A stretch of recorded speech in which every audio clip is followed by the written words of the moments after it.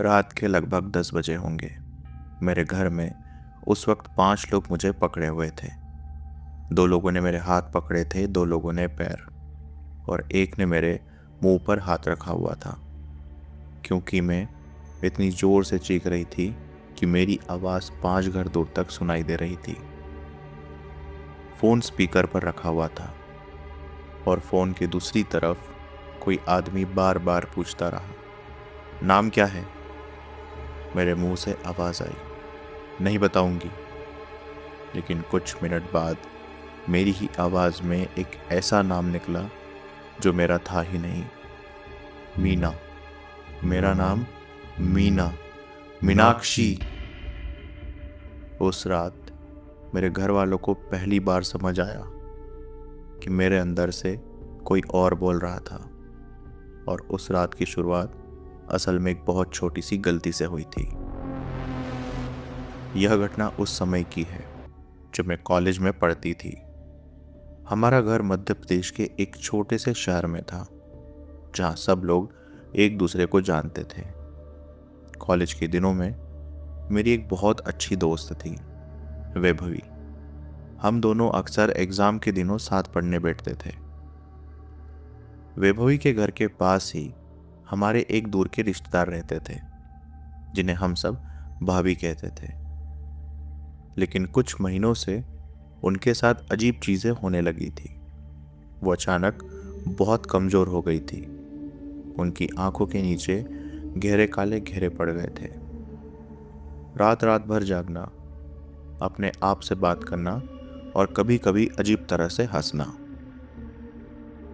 ये सब उनकी आदत बन चुकी थी। घर वालों को शक हुआ तो उन्हें गांव ले जाकर पूजा पाठ करवाया गया। कुछ समय बाद कहा गया कि अब सब ठीक हो गया है। और फिर एक दिन मम्मी ने कहा, चलो आज भाभी से मिलकर आते हैं। उस दिन मैं और मेरी मम्मी वैभवी के घर की तरफ गए। मेरा प्लान था थोड़ी देर भाभी से मिलकर फिर वैभवी के साथ पढ़ाई करूंगी। लेकिन जैसे ही हम उनके घर पहुंचे, मुझे अजीब सा महसूस हुआ। पता नहीं क्यों मेरा मन घर के अंदर जाने का कर ही नहीं रहा था। तभी भाभी बाहर आई और बार बार कहने लगी, अंदर आओ, आ जाओ अंदर, बैठो थोड़ी देर। भाभी के बार बार कहने पर मम्मी ने भी कहा कि चलो तुम भी अंदर आ जाओ। मैं धीरे धीरे अंदर चली गई। कमरे में एक छोटा सा लोहे का पलंग था। पलंग पर मम्मी एक तरफ बैठ गई और भाभी बीच में। मैंने उनसे कहा, भाभी थोड़ा साइड हो जाओ, मुझे बैठना है। लेकिन उन्होंने कोई जवाब नहीं दिया, बस चुपचाप मेरी तरफ देखती रही।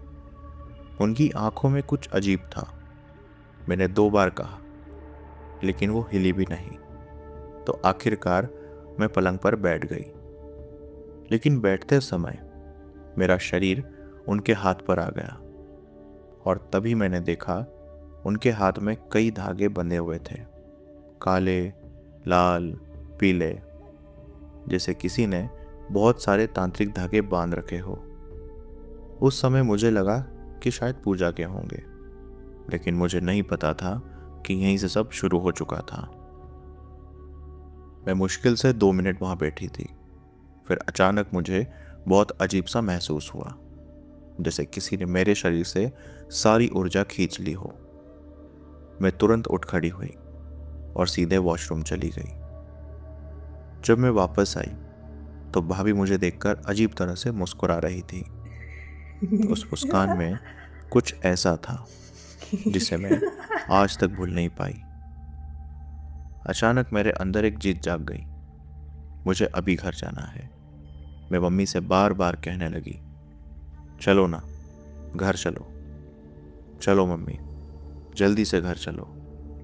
मम्मी बोली, अरे अभी तो आए हैं। लेकिन मुझे जैसे ज़बरदस्ती घर जाना था। आखिरकार हम वहाँ से निकल आए। घर आकर मैंने कपड़े बदले और चाय बनाई। फिर सिर में तेज दर्द शुरू होने लग गया। मैं पड़ोस वाली आंटी के घर बाम मांगने गई। उन्होंने कहा, बेटा बाम तो खत्म हो गया है। और उस पल मैंने उन पर चिल्लाना शुरू कर दिया। इतनी बदतमीजी जो मैंने कभी नहीं की थी। मुझे खुद समझ नहीं आ रहा था मैं ऐसा क्यों कर रही हूं, लेकिन आंटी तुरंत समझ गई कुछ गड़बड़ है। शाम के कुछ ही देर बाद मुझे अचानक बहुत ठंड लगने लगी। इतनी ठंड कि दो दो कंबल ओढ़ने के बाद भी मेरे दांत किटकिटा रहे थे। फिर मैं अचानक जोर जोर से रोने लगी। मेरी आंखें लाल हो गई थी। मम्मी डर गई। हमारे पड़ोस में एक ब्राह्मण परिवार रहता था, तो मम्मी ने उनको बुलाया। उनका बेटा आया और जैसा कि वो ब्राह्मण थे तो उसने जनेऊ धारण की हुई थी।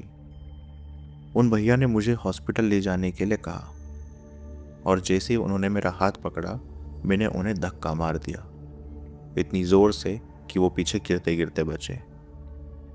तभी उसकी माँ ने मेरी छोटी उंगली दबाई और तुरंत बोली, इस पर कुछ चढ़ गया है। उन्होंने किसी तांत्रिक को फोन लगाया। फोन स्पीकर पर रखा गया और उन्होंने कहा, इसके हाथ पैर पकड़ लो। 5 लोग मुझे पकड़कर बैठे। जैसे ही फोन पर मंत्र पढ़ना शुरू हुआ मेरे अंदर कुछ बदलाव सा आने लगा। मैं पागलों की तरह चिल्लाने लगी, इतनी जोर से कि पूरी गली में आवाज गूंज रही थी। मैं इतनी ताकत से हाथ पैर मार रही थी कि 5 लोग भी मुझे मुश्किल से पकड़ पा रहे थे। तभी फोन से आवाज आई, नाम क्या है? मैं चिल्लाकर बोली, नहीं बताऊंगी। वो बार बार पूछते रहे। आखिरकार मेरे मुंह से आवाज निकली, मीना, मीनाक्षी। उसके बाद मुझे कुछ याद नहीं। उस रात के बाद लगभग घर में 40 दिन का पूजा पाठ शुरू हुआ।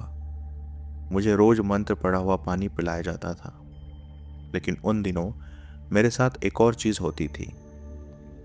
मैं रोज देखती थी हमारे घर के गेट के बाहर एक लंबी सांवली औरत खड़ी होती थी।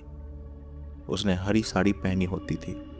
वो गेट पकड़कर कहती, गेट खोल, मुझे अंदर आना है। मैं डर जाती थी।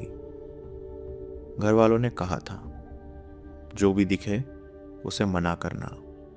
इसलिए मैं हर बार कहती, नहीं, तो अंदर नहीं आएगी। उसी दौरान मेरा एग्जाम भी चल रहा था। भैया मुझे कॉलेज छोड़ने गए। मेरी दोस्त बेबी को सब पता था। वो बार बार मुझे वही मंत्र वाला पानी पिलाती रही।